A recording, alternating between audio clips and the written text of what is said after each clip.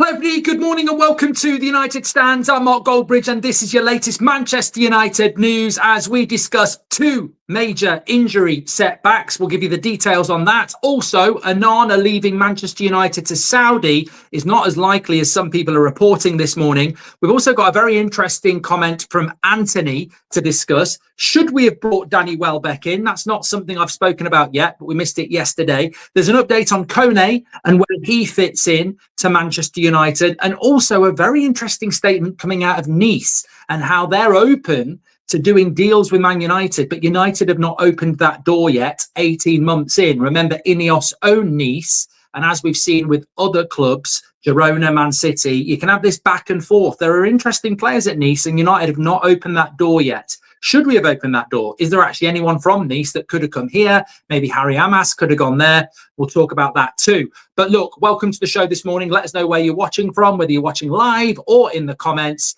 Quite a few to get through this morning. It is the news show. If you want conversation and debate, get involved. But remember, 8 o'clock is where we're working through some really good stuff. What a show last night.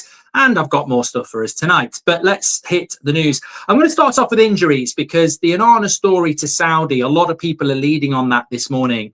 It's speculative at best that he will be going to Saudi in the next couple of weeks. We will talk about that though. But I think injuries is where I want to start. We've had an update coming in. Remember, this is, it's good information. We had on the Sunday that Yoro and Delo would be fit for the Europa League final, then Yoro would start before everybody else. So same source again. What's the update on what's going on with injuries? Well, what we can tell you this morning is that in relation to Cunha, it could be good news. The hamstring injury that we saw him take on Saturday wasn't as bad as feared. He was walking more freely than expected. They are still going to assess that because hamstrings can be obviously different grade tears, etc. But there's hope that he will be involved for the Man City game at this moment. So look, we're going to have to see how he responds over the coming days to, light training, gym work, stretching, whatever. But there is a hope that he'll be involved in the Man City game. Now, that does come with a warning that Manchester United are now very precautionary with their players. If the computer says no, the computer says no. So Cunha starting the Manchester derby would need to be, over the next 8 days, really back in intense training very, very quickly, preparing for that game with no risk. So, take what you think. What I take from that is that, yeah, he could be back for the Man City game, but if there's any lingering doubt or if he's not actually back hard training until next week, they're probably not going to start him. So Cunha, quite positive, but let's not start putting him in the team for the Manchester derby. Mason Mount, more of a concern. So Ruben Amorim himself saying after the game that Mason Mount played for half an hour with an issue after in the game against Burnley, was subbed off at half time. The latest on Mason Mount is that this is more of a concern than Cunha. They're talking maybe 3 weeks, which would put him out of the derby, probably out of the Chelsea game. Obviously, with Mason Mount, there's a big history there and there's a big concern there. And they will be very, very lenient in bringing him back because, as we've seen with Mason Mount over the last 2 years, an injury that, well, look, we'll do well to get updates on Mason Mount is what I'm saying, because I remember him getting injured last year and it was sort of like he was out for 5 months and you're not getting any updates. But with Mason Mount, they are looking at the moment around 3 weeks, which would take it to the Chelsea game. Now, of course, he might respond well to treatment. He might be saying, I'm fine. The physio might say, there's no issue there. Let's get him back. But this ain't Cunha. This ain't, Mbeumo, a player with a good track record. This is a player with a bad track record. We literally bought Mbeumo and Cunha because we don't trust Mason Mount's injury record. We clearly trust him as a player. He's been playing a lot, but we don't trust his injury record. So, look, I ain't going to sit here and say Mason Mount's going to be back in 3 weeks. If he's back on the bench for the Manchester derby, I'll be stunned and I'll be very happy. If we don't see him again until after the next international break, I won't be surprised. But at the moment, they're saying major concern around him because of his history, and they're trying to understand why he's injured again and what the issue is. So they're saying about 3 weeks, but certainly I wouldn't be putting him involved in the Manchester derby. And then the third one, Kennedy says Mount will be back with Martinez. So with Martinez, this is, wow, Can you miss something you never expected? I think Mason Mount's a major blow. I think the second major blow, and Cunha sounds like it could be okay. It just might be laptop says no for the derby. But with Martinez, I'm quite surprised by this update this morning. Martinez is not back for this international break. He was projected to be back. He went on the US tour. He was projected to be back now. He has been involved in training and on the grass and everything like that, but he's not at a point where it's, hard, they call it, what do they call it? Non-contact training, where, you're not tackling and stuff. So he's not at a point in his training that he's close to a return. And obviously this is a very significant injury. So I'm not going to sit here ranting and raving about it, because you have got to be very, very careful with this. It's a very significant injury. But what they're talking about at the moment is that certainly not Chelsea, certainly not Manchester Derby, maybe back end of the international break. But at that point, why would you do it when you could have another 2 weeks? So they're talking about mid-October now, after the next international break for Martinez. So by the time he's back and a long break and everything like that, realistically, it's probably going to be the third international break, back end of November, before he's anywhere near match fit. But look, we can't complain about this. It was a bad injury, and ultimately he's probably going to miss. It's probably going to be 2 or 3 months into this season before we see Martinez back properly. But the thing about Martinez is, and this is, the messages that's coming out, is that with Martinez, he's had 2 very significant injuries. Now, nobody's saying he was brought back early or prematurely, but there cannot be any rushing of him back, because if he comes back and gets another one, then you're at that point now where he's missed his 3 seasons. They've got to be sure with Martinez. And maybe that's why the initial prognosis of after the September international break has now been pushed back, because he is not going to be back in this after this international break. So 3 significant injury updates there. 2 of them concerning in relation to, we've got some really difficult games coming up, and we may not have Mount or Martinez. Maybe we're not expecting Martinez. Cunha, let's wait and see. Okay, get your comments in on that. That's sort of very good sourced information, and that's where we are with that. Obviously, if we get a bit of a shock, great. But do you expect? Look, what I'm saying is, I don't expect Mount and Cunha to start in the Manchester Derby. I just don't think Man United's physio and fitness department work like that. Let's talk about Onana next. So, bit of story coming in this morning around Onana, that Manchester United may offload Onana to the Saudi Pro League as part of a shake-up in their goalkeeping options, with Saudi transfer window open until September the 23rd. This is from Pete O'Rourke at Sports Pito, who works at Footy Insider. Look, I wouldn't say it's a great source, with all due respect, but that's not my point. What we're getting around Onana is that, would Manchester United let Onana go to Saudi before September the 23rd? Well, it's a bit like, knocking on the door of a guy who wants a PS5 and hasn't got one, and saying, do you want a PS5? It'd be weird to say no. You're going to say, yes, please. I could have done an analogy about Margot Robbie and you being married there, but I just think it's not fair. But the point is, I was going to say, like, you're in a relationship, you're getting a bit bored after 10 years. Margot Robbie says, do you fancy a date? You're going to say yes or no. But some people would say no. And that would be me as well, loyal. But I'd take the PS5. The point is, if Saudi came knocking on the door for Onana, they ain't going to go no. But what I would also say is, this perception that the Saudis are stupid needs to stop.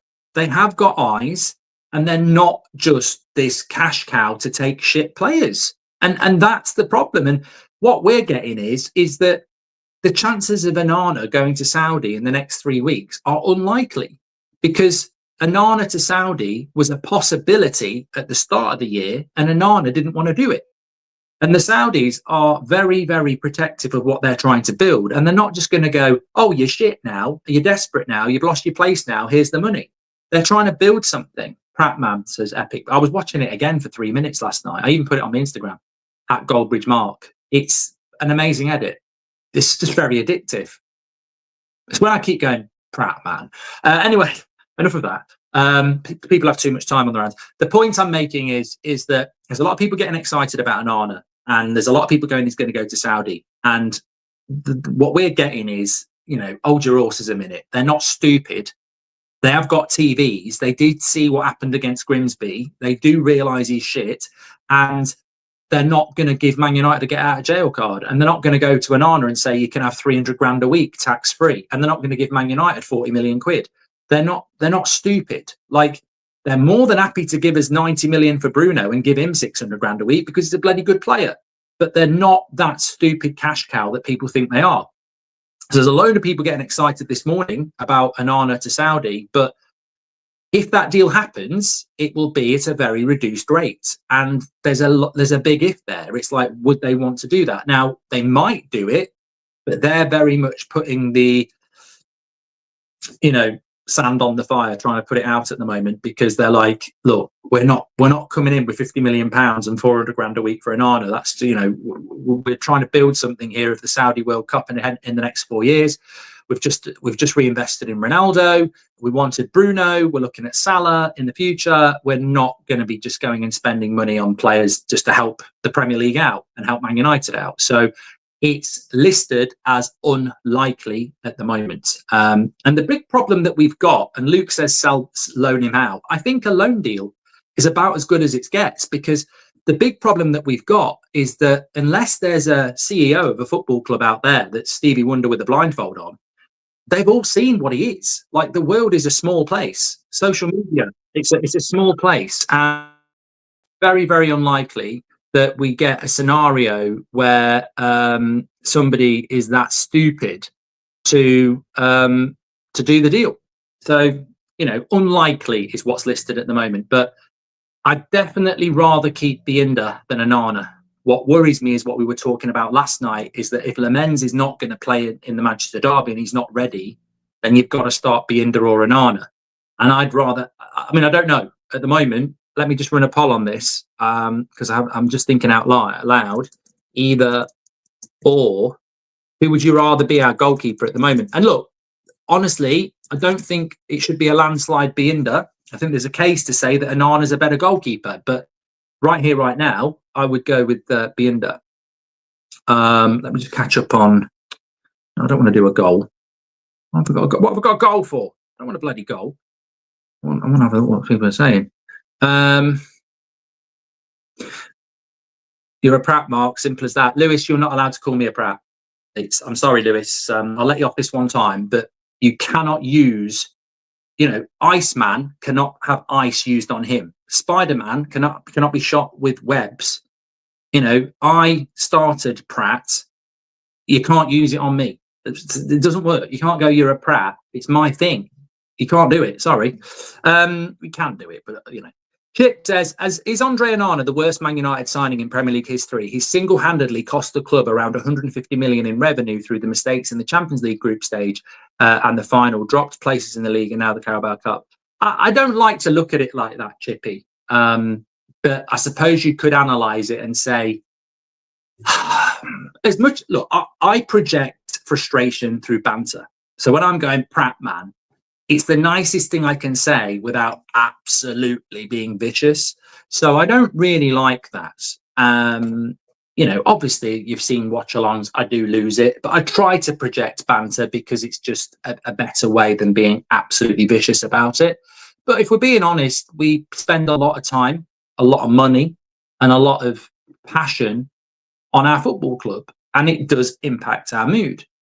It's not a laugh. It's not a charity. It's an investment in time and stress. And, I don't sit there when we're losing 7-0 at Anfield and go, oh, it's only a game. So if you're a contributor to that, you're an issue. And, we do live in a world in 2025 where apparently you can't have an opinion. Well, you bloody well can. And I'm sorry. Obviously, I don't like saying Andre Onana is shit. But the fact is he is. And the fact is he's caused us a lot of problems. And that's fine. You didn't walk into Old Trafford and force your way and you've been bought, and it's on the club to move you out. But you do raise a good point. If you analyse it, I think he made a big mistake in the Europa League final and we lost 1-0. I think he made multiple mistakes last season, certainly in his first Champions League year. And when you really deep it, we let David De Gea leave on free to spend £50 million on him. So in answer to your question, I think, yes, he probably is the worst Man United one of the worst Man United signings in our history. I mean, I think Alexis Sanchez and Jadon Sancho do push him. But the problem with Onana is he's actually contributed on the pitch to some, issues. Can you rank all Premier League transfer windows, says Mantam? Not on here, because it's not That's Football, but I will drop a controversial take for you here. I'll probably get clipped up, editors. A lot of us took the mickey out of Newcastle's transfer window this season. I think they had a better transfer window than us, because ultimately it's about when the transfer window closes. And obviously you can mark Newcastle down because they did everything late and they've only got 2 points from 9. But I look at Newcastle and I've watched their games. They are a good team. They're just missing a striker. When you look at their summer transfer window, they've brought in a backup goalkeeper in Ramsdale for Pope, which I think is intelligent. They've brought in a good centre-back from AC Milan. They've brought in Jacob Ramsey into a midfield that's already very good. They've got Alanga on the right-hand side, which gives them, support for Murphy. And then they've got Voltemada and Wizza. So they've made 6 signings in a really balanced summer transfer window. Manchester United, Cunha and Burmo and Šeško are good. We don't know whether Lammens is a starter yet, and we didn't get a midfielder. Newcastle had a better transfer window than Man United, and people aren't talking about it because Newcastle were getting laughed at through the summer for not doing business. But when you look at their summer in its entirety, it's a far better and more balanced window than us, in my opinion. Is that a hot take? Or do you agree? Good question there from Mantan. First super chat. Greetings from Bulgaria. Do you wish we had Berbatov as a striker now? Well, I wouldn't say no to Berbatov. Whether I'd start him or not, I wouldn't say no, Alex. Great show this morning. Good comments coming in. Jack Thompson says, Iheanacho at Celtic. I would have liked him as a United backup striker since there was rumours of us having Danny Welbeck at age 35. I want to do a poll on that. Good morning, Mark. The overlap is once again with Amorim out and the system doesn't work. It frustrated me that no one was talking about the lack of support Amorim has got. What a load of shite. I haven't seen it, mate. So maybe I can watch it today and we can come back at 8 o'clock unless somebody wants to give me a summary of what they've said, because I haven't seen it, so I don't know. I mean, look, all I would say is, and I'm talking blind here, is that anybody that's criticising Ruben Amorim, there has to be context. Like Aston Villa have got 1 point from 9. Newcastle have got 2 points from 9. Pep Guardiola's lost 2 out of 3. Are they under pressure to be sacked? Man City had a bad year last year. Villa didn't get back in the Champions League. So why are they not under any scrutiny? I mean, Eddie Howe was playing like prime Stoke against Liverpool with 10 men. But Ruben Amorim, who didn't get a midfielder, is now... the people are talking about his system again. I mean, it's boring. It's just boring.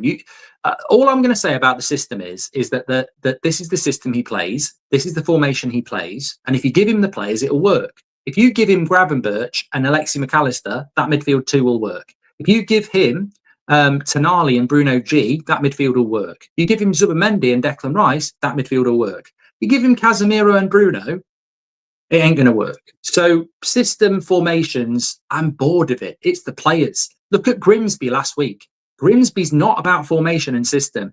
If players on 1, 2, 300 grand a week need a bloody formation and system to beat Grimsby, you've got something very, very wrong. It's players. Anybody who talks about system and formation, in my opinion, is really exposing themselves as an agenda, because the previous manager played 4-3-3 and got sacked with most of the same players, and they were rubbish. And people, you know what makes me laugh is that we've not even come full circle yet, because I remember about 18 months ago. Actually, I tell a lie. I remember 2 years ago, all of you lot were talking about our midfield being wide open, and about 18 months ago, Carragher and his white trainers was going, "And trouble with that Man United side is the midfield. You could park a bloody lorry through it." And it was like basically what you lot had been saying for the previous 6 months. That was a 4-3-3. And Carragher's there going, the midfield, right? You'd been talking about it for 6 months. A year later, 18 months later, the midfield is still crap, but we're now blaming a system. But the midfield was the problem in the 4-3-3. I find it crazy. Look, I don't really like it. I don't really like this flip-flop analysis of football. I prefer a longer-term view, and that's why I love the community, and that's why I remember conversations from 2 years ago, 18 months ago, 3 weeks ago. And I remember your comments probably more than I do mine. And We 2 years ago were talking about the midfield being wide open because of the personnel. You know, Casemiro, Bruno, Mainu, Agate, they're still here. As a four, they don't work, however you combine them. I think some of them individually are really good. I think Bruno as a 10 is brilliant. I think Agate in the right system would work. I think Mainu in the right system would work. But in midfield twos and as a three, they're not the right combination. So this was the case with a 4-3-3. We were getting I remember Ten Hag's 4-3-3, and we were getting absolutely run through in the midfield. And here we are now getting run through in the midfield, and people are going, it's the system, it's the formation, forgetting we played a 4-3-3 with these players and it didn't work. It's not the solid system and the formation, it's the players. It always has been. Okay, 82% of you would have gone with Bienda in goal over Onana. That's a bloody landslide. Your second poll this morning, if you wish to take up the mission, is would you have signed Welbeck? Yes or no? Start the poll.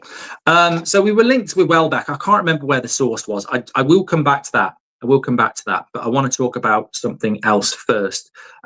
Just on the midfield, this is coming in from the Manchester Evening News this morning that Sekou Kone is now the 6th choice midfielder at first team level, possibly 5th with Mount much better in an attacking role. Kone will likely gain senior squad experience and could debut this season.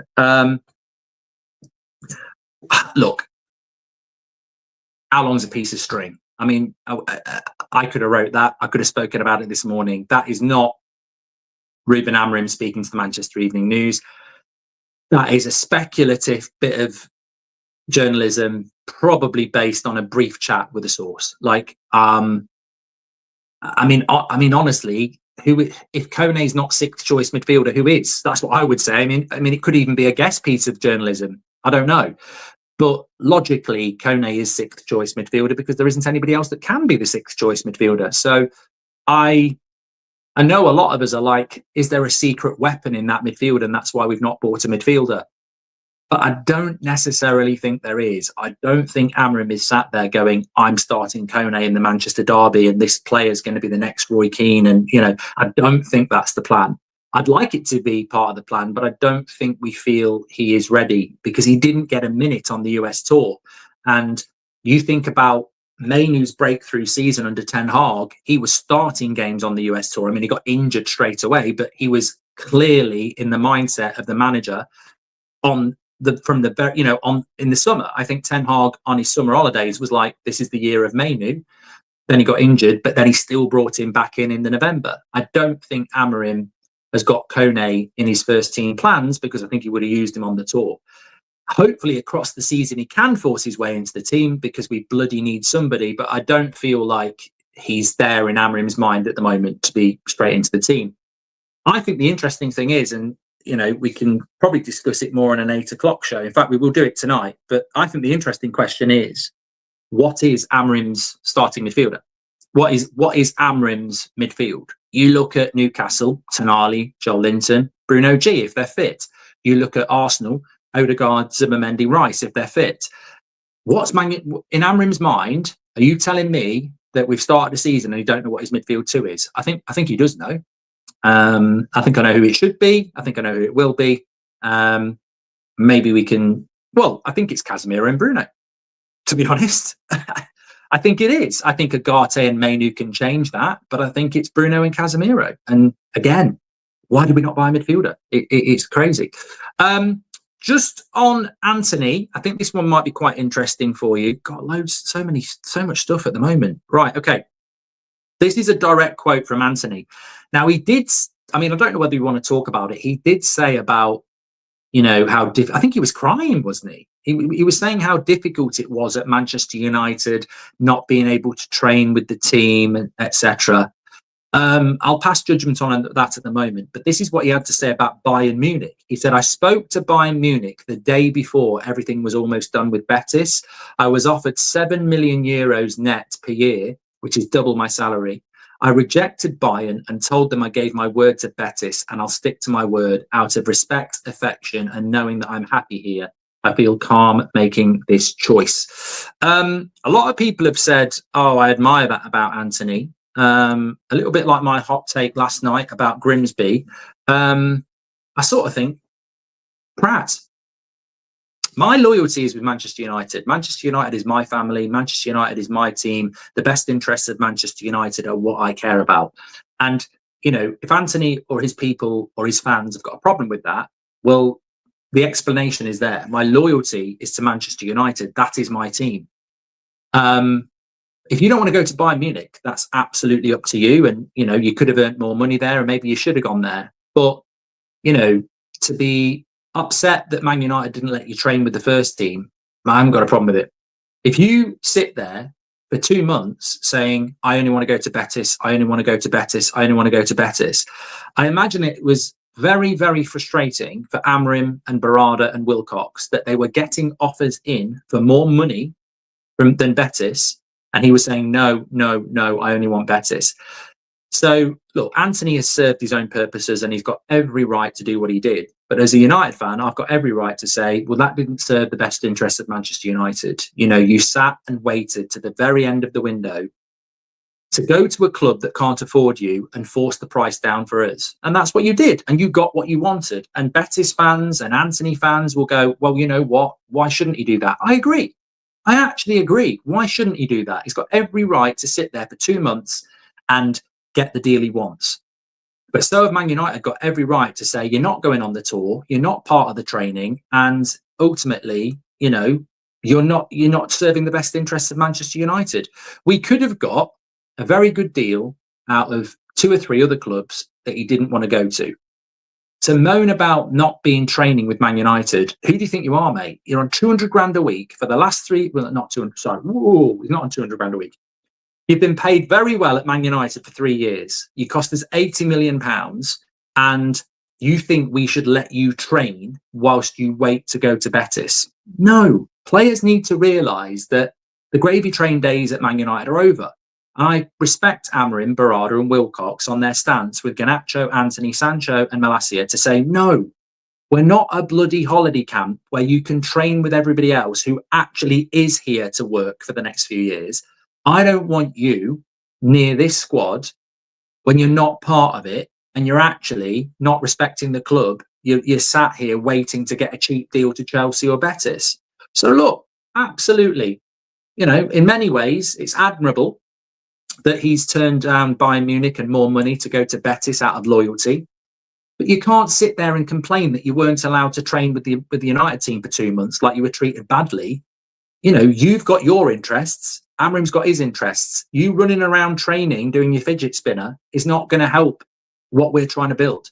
And I think Ruben Amorim deserves far more credit than he's been given for his unique and groundbreaking stance of actually saying, no, these, you know, the bomb squad is not going to be part of training and is not going to be on tour, because Ten Hag a year ago had to do that with Sancho and he'd lost his job by October. And I think it's very important as a manager that you go with the squad that you go with and you don't want any, you know, distractions. So look, it's worked out for him in the end, but I don't think he can be miserable about not being allowed to train. You basically sat there and refused anything else, and Betis couldn't afford you. So it was always going to go to the end of the window. You're not training with the first team. Simple as that. Okay, I wanted to talk about that. Let's go to Welbeck. Oh, interesting here. So we were linked with a deal with Danny Welbeck on transfer deadline day. These sort of stories always seem to come out. Would you have signed Danny Welbeck? 64% of you say no. 36% of you say yes. It's a tough one. I mean, it's a really tough one, because I think having Danny Welbeck right now would make me far more comfortable than what we actually have got. If Šeško got injured, Danny Welbeck is actually a player that plays on the last man and is a forward. I don't think Xerxes is, and Obi isn't anywhere near the team at the moment. So that the old adage of something is better than nothing would certainly work in relation to Danny Welbeck. I agree with that. But I'd rather we didn't sell Rasmus. You know, we had a striker that could do a job from the bench if we needed them. So I wouldn't have really seen the point in bringing Danny Welbeck in on a ridiculously short-term deal, because he's not going to be here in a year or two. Why not just keep Rasmus for a year? So my point would have been I'd have kept Rasmus and not brought Danny Welbeck in. But my honest answer is I'd rather have Rasmus or Welbeck than what we've got, which is basically Šeško, a kid, and a number 10. So I suppose that explains it quite well. Thanks everyone who's tuning in this morning. Appreciate it as always. Hi Mark, I was a long life Chelsea supporter until I discovered you and your community. Now I'm all about United. Keep up the great work. Oh, Jensen, you know what? You are living to the stereotype, because it's always Chelsea fans who apparently move between clubs. But look, don't be not supporting Chelsea. You should stay with the club that you support. But doesn't mean you can't be part of our community. And it's not as odd as you think. There's a lot of people who watch the United Stand who don't support Manchester United because we do such a good job as a community. So that's a credit to all of you. A lot of people just like tuning in because it's a great community. So well done to everybody. Antony is another entitled crying prat, says Alexander. Why work for United? Welbeck could have been our plan B after 75 minutes, says Tilak. That was Alexander John as well, calling Antony entitled crying prat. Jason Shields says play 4-4-2. Bloody hell. I feel like Michael J. Fox in a DeLorean. I've gone back to 1985. Let me read it. Jason says, play 4-4-2. Cunha and Mbeumo on the wings, like Ribery and Robben. Bruno up with Šeško so he can do what he wants. Baliba with Mainoo. We've got a good defence. Yeah, I don't think it's going to work in the modern day, but I'd probably pay money to go and watch it. Jensen says, I was done that one. He did it to Ajax as well. Antony says, weekend bus. Oh, yeah, he did. He went on strike, didn't he? Chin says he's not the only player to train alone. He's just acting up to buy the Betis fans' heart even more. He should go to Chelsea and see what training alone means. To be fair, Onana don't pick himself or score goals, says Class of 99. And James Jones says it ain't the system. The midfield is a problem, but one of the biggest problems is United can't seem to score, says James Jones. I think that will happen.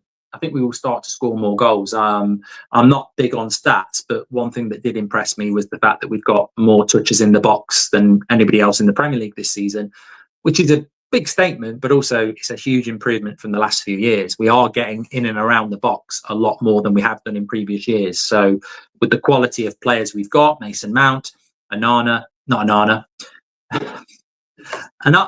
not quality in the box, whichever box it is. In a footballing sense, I don't know about anything else. My point is, Mount in the box is good. Mbeumo, Cunha, hopefully Šeško, maybe Ahmad. We've got players who can start scoring goals. We need to reduce the amount of shots from distance. That's always been our weakness. Was Ruben's choice to keep Bruno? So that's on him, says Simply Red. Yeah, but we can't. You know what? Just going back on that, because it's going to be a recurring theme, Simply Red. We can't, right, I've said this so many times. I'm old enough to have had multiple bosses.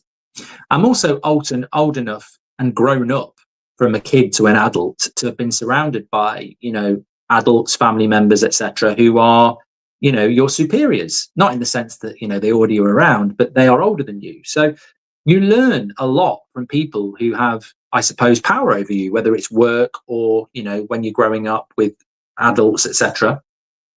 And you're impressionable. And one of the things I learned a very long time ago is that even if you find somebody that is somebody you massively respect, so I talk, my granddad's the reason I'm into football and Man United, or I talk about a couple of people that I've worked for in my life who, I think were really good bosses. Every one of those people, my granddad included, had weaknesses because they're humans. So it doesn't make them not somebody I respect or want to be my boss or whatever like that. And I think when I read people talking about Bruno, it's almost like that's the reason to be Amorim out. And I'm not saying that's your reason, Simply Red, but I believe Amorim made a mistake not selling Bruno and using that money to buy a midfielder. I do. It's not a mistake yet. You can disagree with it, but it's not a mistake yet. It won't be a mistake until next May, and we see where we finish. Because there may well be games like Fulham where he cost us a goal, but look at where we are in the league at the moment. We're not in the bottom half. So there may be mistakes from Bruno in the midfield, but if we finish fifth, is Amorim wrong? We might be pulling our hair out in his indiscipline and his mistakes, but if we finish fifth because other things go well, that's what I mean. I think this decision cannot be a reason to beat Amorim with, because we won't know the solution until the end of the season. I'm sure it's going to be a conversation that keeps coming up, but I believe it was a mistake. But how big that mistake's going to be may not be big enough to keep hitting him with a stick about it, you know? How long to go until the kitchen's ready? Good luck to Seb for school return. Are there free agents we should consider, says Raja? The kitchen renovation is a long renovation because it's the I'm not very good, but the membrane that goes on the floor it only dries at 1 millimeter a day. So I'll be up here on the morning show for a couple of weeks yet, but I'll tell you what, when it's ready, I'll do a live show from there, because hopefully it's going to look nice. I've basically done it for. I'm basically doing it for. I'm not doing it for cooking. I am going to do a live cooking with Goldbridge for it. I think that'll be good fun. What did you say? Are there any free agents? I don't think there are any, Raja. It's normally this time of year when people start talking about free agents. I haven't seen any, to be fair. Seth says, here is my view on. I want to talk about this Nice thing. We're not going to run out of time. It's only 25 to 11. The Nice thing's really good. Seth Wynn says, here is my view on the goalkeeper, Emi versus Lammens. If we bring in Lammens before the US tour, we can see whether he is good or bad, then go for Emi. If he's bad, we're gambling on 2 areas of the pitch, says Seth. Look, everybody I've spoken to, journalists, etc., have said that what happened on Sunday was that Royal Antwerp had been messing around like Brentford did for weeks. So United were adamant that they weren't going to pay what Royal Antwerp wanted. On Sunday, they made a play for Emi Martinez because certain people in the club always wanted him. Now, if you go back to mid-July, I actually had a theory that we would go for Emi Martinez late in the window, and it looked like that was going to happen. Now, Villa quoted a price that was believed to be 10 million more, maybe even more, but 10 million at least more than what the price was for Lammens. Villa were talking to us about Sancho. They were willing to do a deal with Martinez, and they were probably going to go for Lammens. Royal Antwerp then said, okay, we'll take the deal. And Man United had a decision to make, and they took the deal. I don't know whether it was as simple as, well, that was the deal we're always going to do, so let's stick with it. Or I don't know whether it was like a price thing. But look, Emi Martinez got left out at the Villa game on Sunday night. There was definitely something going to happen, but effectively, the negotiations with the Belgian club had been sort of landlocked until we were going for Martinez, and then they sort of probably shit themselves and went, let's do the deal. Also, Lammens was very adamant that he wanted to go to Manchester United. So, look, these things happen. We go with what we've got. I don't think there's any, as I said my piece on transfer deadline day.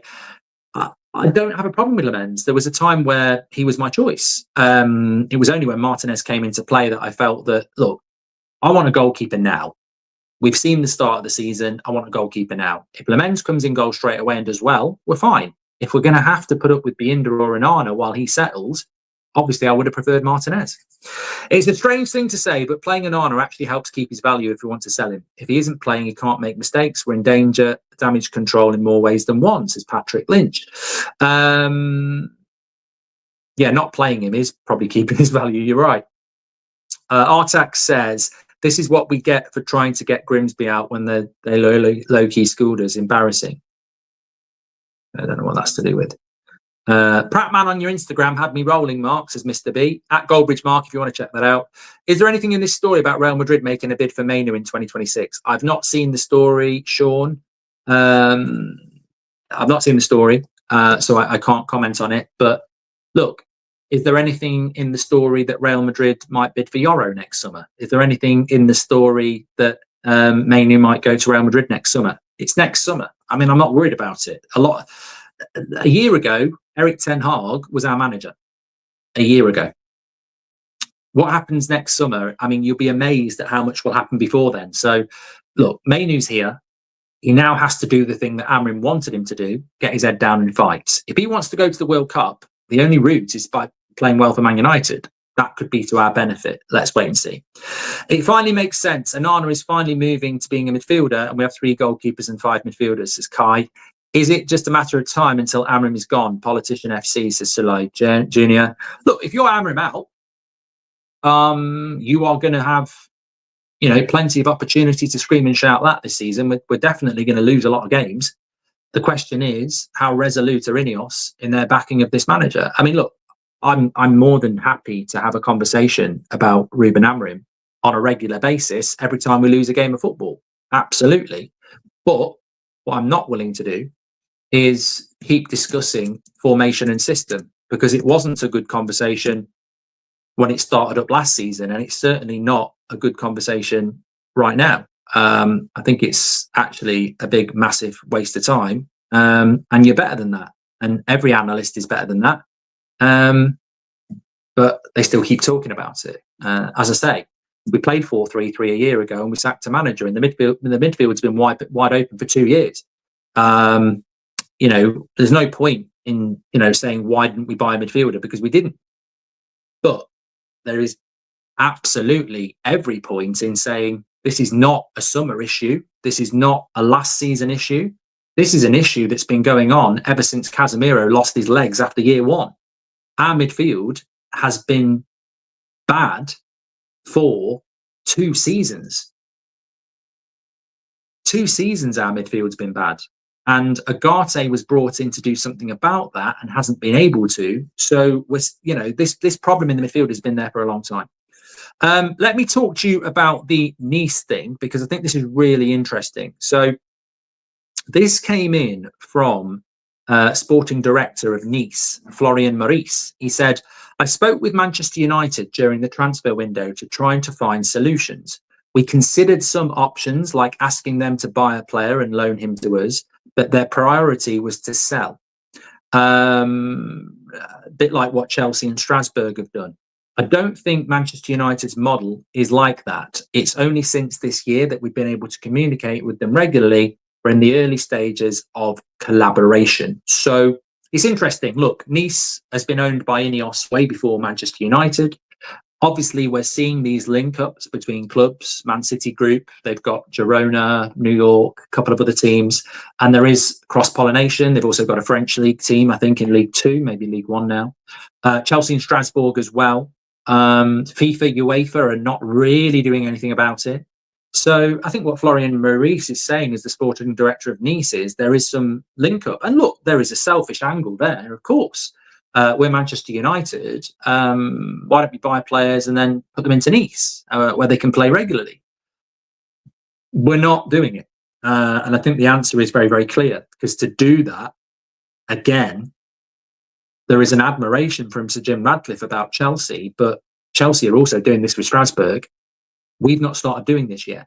But we've not bought a midfielder. So we're never going to buy players and send them to Nice. We're not at that stage yet. We're not financially, we haven't got the liquidity to do that. I think if you're a Liverpool, Arsenal, Chelsea, Man City, and you're looking at Champions League revenue every year, you can actually plan forward and go, here's an interesting midfielder in Ecuador. Let's buy him and loan him to Strasbourg, where he'll get some game time. Your feeder club.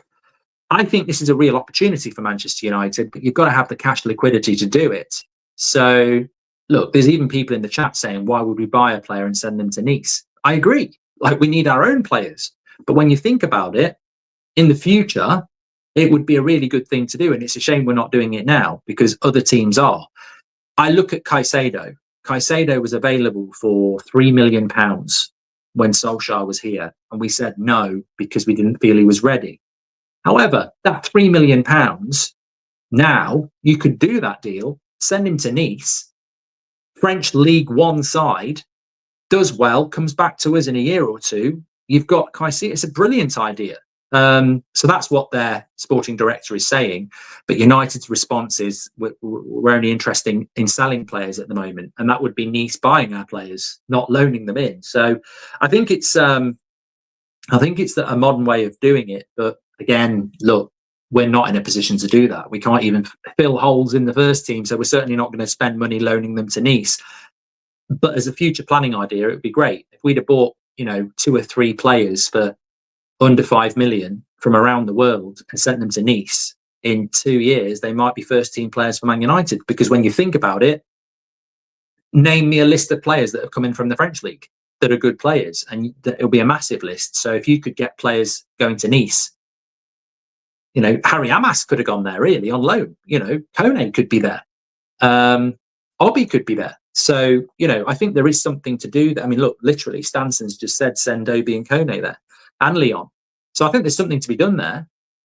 And it's interesting that Nice are saying we've spoken to Man United, but they're not open to doing it at the moment. I think it's definitely, I don't know, is it a symptom of way too much to do that we haven't got time to do that? I mean, we've all been in that position. You know, we've all got sheds that, you know, need clearing out, but it might need to be something that, do they need a goalkeeper, says John? Yeah, unfortunately, loaning shit that's got no resale value is not a good idea. I mean, Vitek would have been an interesting one, but obviously we've already loaned him out as well. But I thought it was very interesting because obviously, again, you know, you sort of look at the Chelseas of this world and they're hoovering up of so many players over the last 2 years. I mean, they can't be far off a 2 billion spend in the last 2 years. We're not making that volume of signings. Maybe we should be, because we've certainly got an outlet where we can send some of these players off. I wonder if Sir Jim and Ineos are actually looking to sell Nice, which from a United point of view is not a good sign, because I'd rather I'd be much more comfortable if Ineos were building and I don't agree with these, by the way. I think it's anti-competitive, but, you know, FIFA and UEFA don't seem to care. So you should take advantage of it. You know, if selling hotels like Chelsea have has enabled them to buy players. Selling the women's team has enabled them to buy players.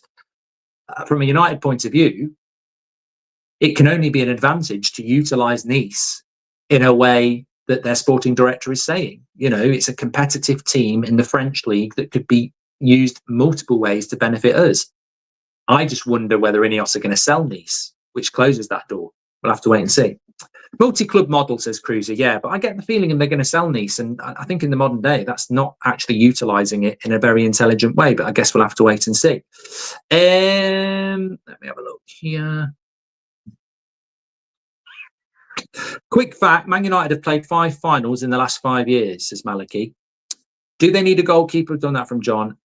Pommy says, maybe I don't understand it, but how does Premier League proven affect a goalkeeper?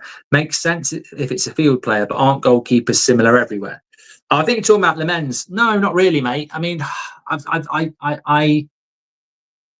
it's a good thing. I mean, I've seen a lot of articles about how good Lammens is. I've heard all sorts of, you know, stuff. And I think it's irrelevant in many ways. On one hand, he's going to be the next Courtois. On the other hand, he could be the next Onana. And the reality is, we don't really know until we watch him. It's a bit like a young player, really. You know, when a young player is scoring loads of goals in youth football, doesn't mean they're going to do it in the Man United first team. It means they're talented and they've got a chance. But until they're given that chance, you don't know. And we've certainly seen a lot of players like that. I think in relation to Lammens, the big thing that I take away from it, and you might not, is the quality of the league he's playing in the same as the Premier League? No. So if you had a goalkeeper in League One who was doing really, really well and was good on crosses and was good at shot stopping, does that mean if you put him in an Arsenal team, he's going to be really good? No. The speed of the game is quicker. The precision and speed of the cross is quicker and harder to read, and the shooting is better. So with Lammens, until he's in the Premier League, that potential is just potential. His shot-stopping stats in the Belgian league, with all due respect, are somewhat irrelevant beyond potential, because the strike, power and precision will not be the same. For example, if you put me in goal this afternoon and you put them in the bottom corner, but it's not in the bottom corner and it's not fast, I've got a better chance of saving it. Harry Kane takes it and puts it in the bottom corner with pace, I'm never saving it. So this is a big step up for Lammens. Hopefully the potential is going to be there. But until we see him in a Man United shirt, his shot stop crossing ability in the Belgian league is somewhat irrelevant. You know, I can't watch a compilation and go, he's going to do great in the Premier League, because I know the quality of that league's not the same. There's no doubt his potential. There's no doubt he's got a talent. And this is why I want to see him in the team ASAP, so that we can start to build that talent, because the only way he's going to learn is in the first team. So let's wait and see. It finally makes sense. Onana is finally moving to, there we go, from Kai. Thank you very much for that. Appreciate it. Let me come back, have a quick look. One thing about being in this room is it actually is able to use the touch screen, which makes it very quick to be able to look at certain things.